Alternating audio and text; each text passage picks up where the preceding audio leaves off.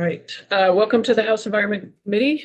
This afternoon, we are going to start off by hearing from some Middlebury College students who are in an environmental policy class. Welcome. Thanks Thank for you. having us. I'm Dominic Shackleton. I'm Elena Kimos.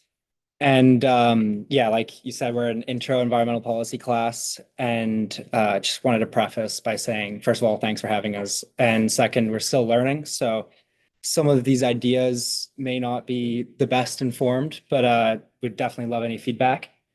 And recently our class did kind of a project where we all looked into a certain policy that's recent environmental policy in Vermont. Mine was the Global Warming Solutions Act, 2020. So I just wanted to share some recommendations that I came up with based on my research that basically on the basis that Vermont's doing a really good job of planning emission reduction, but not really doing such a good job of implementing the plan. So first, one thing I think could be a real benefit would be better funding. The GWSA was passed without a dedicated revenue stream, and as federal dollars from the IRA and bipartisan infrastructure law wind down, Vermont's climate funding has been nearly halved in just 2 years. The 2025 Climate Action Plan itself concedes the state cannot fully fund the work it envisions.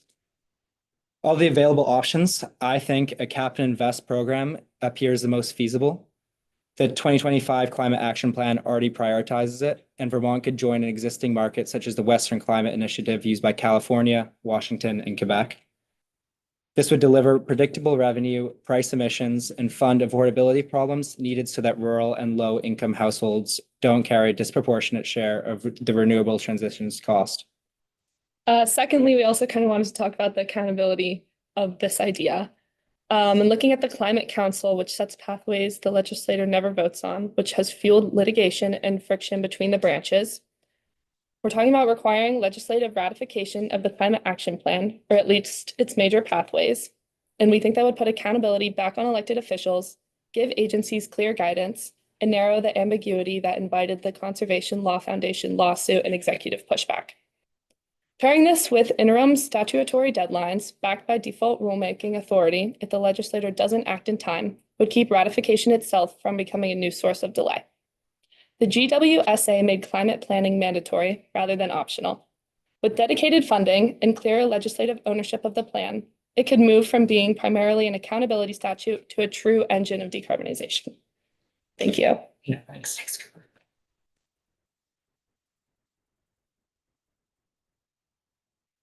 About the tight quarters, but welcome to the. Hi, thank you for having us. My name is Bo Young. I'm an Earth and Climate Science major student at Middlebury College. I'm Sebastian Barnabas. I'm an environmental anthropology major at Middlebury College. I want to start by addressing that in this day and age, there feels like there's no hope for climate and climate work. And I sit here to appreciate the work that you guys do and to say we focused on the Climate Superfund Act and just how that felt for me as a student as a breakthrough in hope for climate change.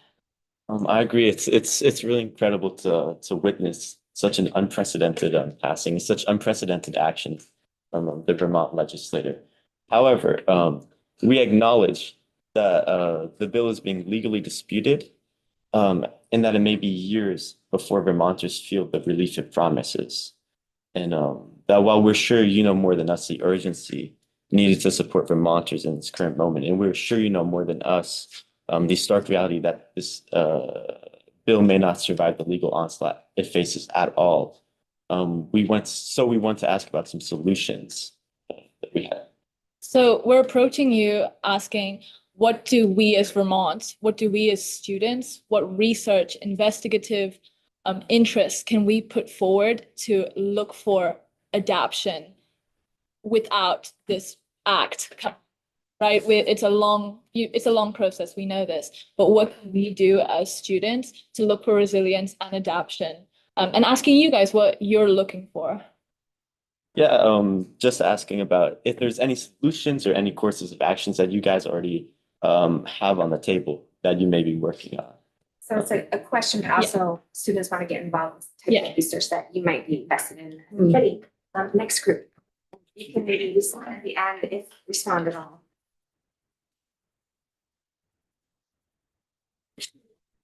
Hi, my name is Dwight Adams. I've not declared yet, but I am a prospective environmental policy major. I'm Emma Ackerman. I'm an environmental architecture joint major. Thank you so much for having us today. I also just want to preface and apologize. I'm getting over a little bit of a cold, so sorry about the congestion. I don't know how audible that is. And then secondly, I'm obviously not a policy expert. You guys are. So this is a little bit more of a naive, like, have you considered, as opposed to a discrete, policy proposal. Kind of recently we talked about in class extended producer responsibility, which has gained a lot of traction in like the EU and is gaining more traction here in the US. I know recently Act 59 passed around hazardous household waste, so like you're obviously familiar with it. And I think it's very important right now in an age in which market mechanisms tend to be the most apologies, blanking on the word, but market mechanisms seem to be the most favorable climate policy in this current age. And I was wondering whether or not it might be possible, especially since Vermont already has a framework of, EPR with household waste, like why not expanding that framework to cover other realms like packaging or electronic waste? There are other states in the US that have passed this sort of measures, and they've seemed generally fairly effective. Like Connecticut has been able to divert like millions of pounds of paint, for example, from being disposed. It's either been recycled or at least diverted away from landfills. So it's clearly a measure that does work, and I think Vermont is particularly suited towards this. Yeah, just kind of jumping off of that, we believe that like Vermont already has the framework for this implementation to be really effective with Act 59, universal recycling law foundations, and politically favorable demographics. We also see like our state is small enough for this kind of pilot system to be successful. And although we do have a small economy and are a small state, I think that by joining a coalition of other states in implementing this, we can like kind of turn the tide and like shift these kind of like, market mechanisms towards like more manufacturer responsibility in this. We do have a lot of committee work, so last group. Thank you. Real short. Yeah, we have time. Just want to mention that at 2:30, unfortunately, that's when we're going to take up our current EPR bill, which is related to updating our bottle redemptions. Hi, I'm Hayes Littlefield. I'm an environmental economics major at Middlebury College. I'm Nikki Cohen and I'm a conservation biology major. So the last topic we wanted to discuss was industrial symbiosis, which is a circular economy strategy where the waste stream of one business becomes the resource for another. So it reduces disposal costs, pollution, and energy use while strengthening local economies. This model has been more formally implemented in countries like China and Finland, and we think that Vermont is uniquely positioned to develop similar systems. Because of Vermont's small industrial clusters, existing culture of collaboration, and programs already in place, we believe that it's a prime position to coordinate industrial symbiosis policies. Yeah, and a lot of this kind of shared energy and waste streams already exist in Vermont. So for example, in St. Albans, there's Purpose Energy Biogas, which treats food manufacturing waste and creates renewable energy for the planet and reduces emissions. And it serves as a very key model. And I think something that we're wondering about is if these kinds of models can be more widespread and more adapted into other places in Vermont and not just in, St. Albans or in Burlington. At Middlebury, we're actually thinking about what a geothermal energy network could look like, where the waste of one building is shared or is used as energy for another building. So we're wondering about that. Thank you. Do members have questions for the presenters or other? Yes, Representative Labor. Thank you, Chair. I see a group of young collective minds. I enjoy that. Have you studied any of the biodiversity heating and cooling solutions at Middlebury? RE or wood boiler?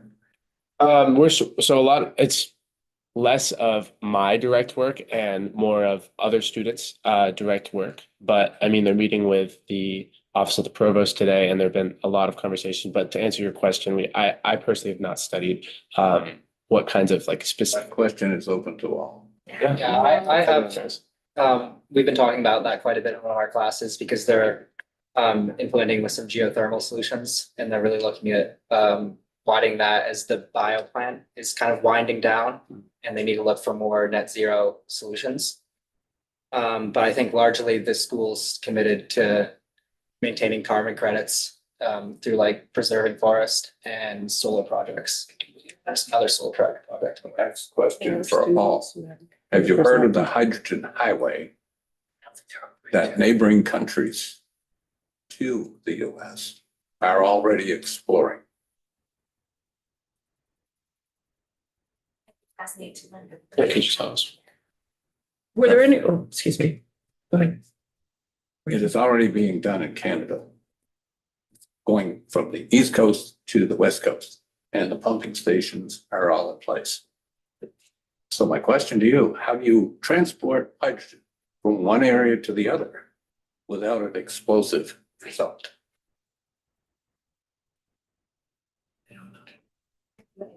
Representative Austin. Yeah, I'm wondering, have you studied nuclear power and if there's any advances in disposing of the waste of it? I'm just trying to think if it's a viable source of energy for us. Same class, kind of looked into that. I know to my knowledge, it remains an issue. And I think another issue with nuclear is kind of what happens when you need to, like France, for example, 90% of their energy sourcing is from nuclear, and they have to, the next 20 years, they're going to need to completely redo all their plants to maintain them. And I know those are two kind of problems with nuclear energy, and I can't speak to the most modern ways of dealing with those issues, but I mean, I'm sure that technology is also evolving. But I would say from my opinion, like wind and solar seem to be the way forward. So actually, and can you just say for the record what your name is? Sorry, I'm Dominic Shackton. I'm a resident of Kirby. Informed and responsive. Oh, sorry, I'm Bo Young, and I'm Earth and Climate Science, specifically geology. And something that is interesting in the discussion about nuclear energy as a possible viable, sustainable solution is the US's critical mineral dilemma of when we're talking about batteries, uranium, and things, where are we getting these minerals from? And the truth is that the US imports a lot, not all their critical minerals. That's what's the definition defines them as, is stuff that we don't produce here or mine here. So I think that geothermal and other options can sometimes be more sustainable also when we're looking at like nationalizing our like power grid and being independent as like a Vermont state too. So.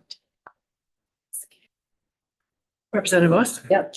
I was just reading an article last weekend about El Nino and the impact because of climate change, you know, the huge impact that it's going to have, not so much on our country, but we will get some effects of it, but like in other definitely poorer countries in terms of droughts and mainly droughts and also weather events. But I'm wondering, have you, you know, what they're saying is we're now at a tipping point with climate change, that if we don't act soon, it's going to, you know, life is going to get difficult, probably for us a bit in the US, but definitely for other populations around the earth. Have you heard anything about El Nino and why this is such a dangerous one that's heading our way? I'm absolutely no expert on this. I did watch some YouTube videos on it.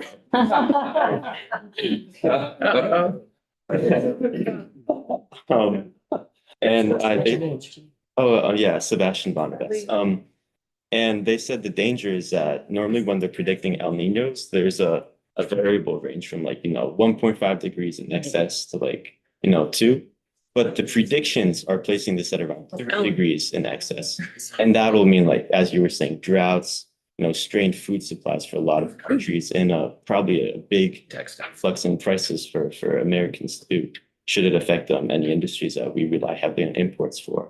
But in relation to adding on to the climate tipping points discussion, I did see an article, maybe and I was wondering what you guys thought about it, about the AMOC, and how they finally ran a computer simulation that was powerful enough to predict maybe more accurately when the tipping point of the AMOC was.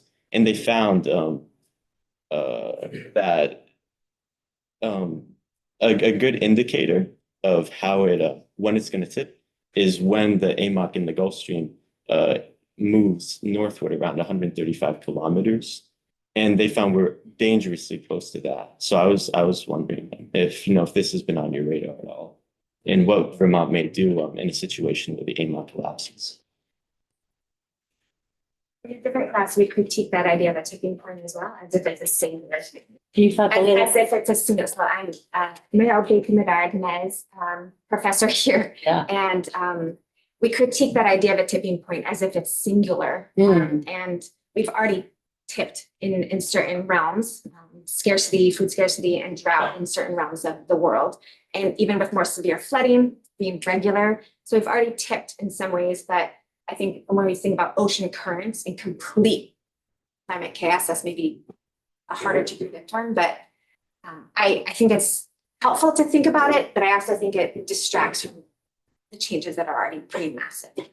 So offer that as a reframe, if that's helpful. Great, thank you. All right, you're grappling with big things, so are we. And really appreciate that you reached out. I talked to a few of you for your research work. And I'm grateful that you joined us.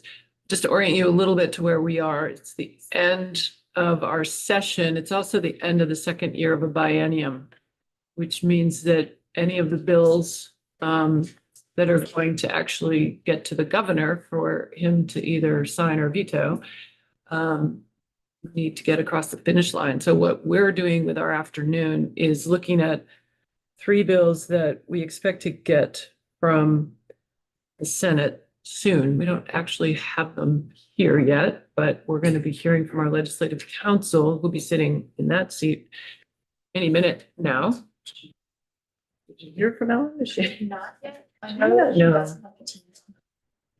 On the way here now. Okay, I might text her. So yeah. I'll move. Concerned she might not know. Okay, that's good. May. Do you have a question for us? Yeah. Yeah. Hi, I'm Hayes Littlefield. I was wondering, we heard a lot from Senator Hardy about how historically the governor has been vetoing a lot of bills, and I'm wondering how that has affected your committee and how the thinking that goes into what kinds of things go into the bill and whether or not the governor will veto it and what kinds of different things guide your thinking of that. Next question. Even tougher question.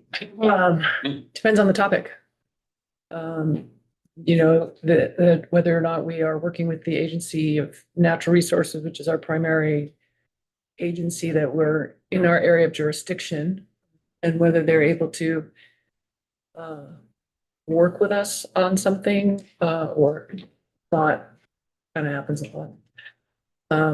That's the short answer, is it depends on the topic. And this is our legislative counsel, Tchaikovsky, who's going to walk us through one of those Senate bills right now. Welcome, Ellen. Ellen Tchaikovsky, Office of Legislative Counsel. H 932 is an act relating to the regulation of forestry under Act 250.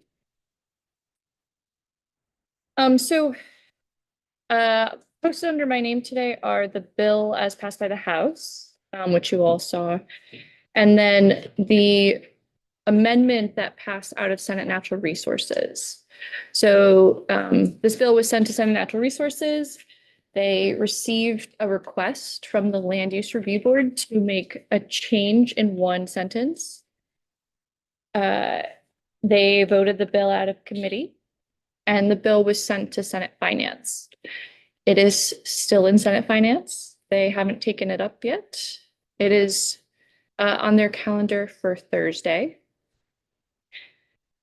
So also posted under my name is the change that was made in Senate Natural Resources.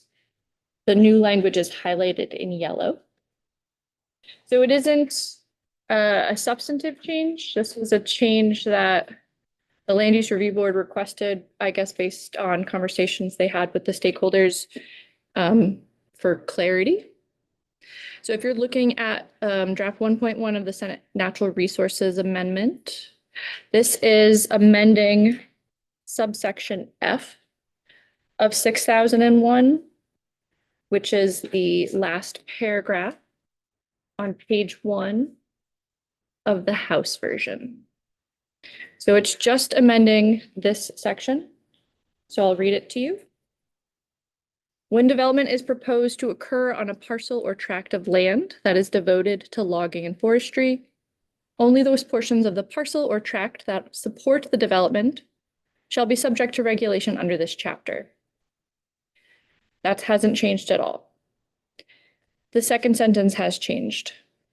Permits issued under this chapter shall not impose conditions on, apply to, restrict, or conflict with the acceptable management practices for maintaining water quality on logging jobs in Vermont, on other portions of the parcel or the tract of land that do not support the development. So they've proposed to slightly rephrase the sentence. The last language that's on line 14 was previously higher up in the sentence, but they've added apply to, restrict, or conflict. I do want to point out that I made a typo in this sentence that I am hoping someone will fix. As it is on line 12, the new language that's highlighted, there are serial commas here because of the verbs. So they shall not impose conditions on, apply to, restrict, or conflict. But restrict should actually be modifying with conflict the AMPs. So the comma after restrict, I think, should be removed. And I have proposed this to the chairs of Senate Natural Resources and Finance to be fixed by one of them, hopefully. And I've already confirmed with the Land Use Review Board that yes, they would like to remove that comma and add an or before so that it's or restrict or conflict with the AMPs. So they took out the necessary mitigation piece. Yes. And do you know why? No. They discuss it? No. It sort of seemed like a important piece of the language that we received.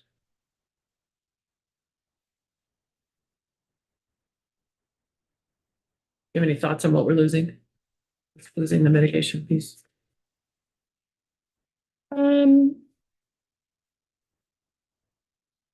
No. I guess we'll follow up with them on that. Do members have questions?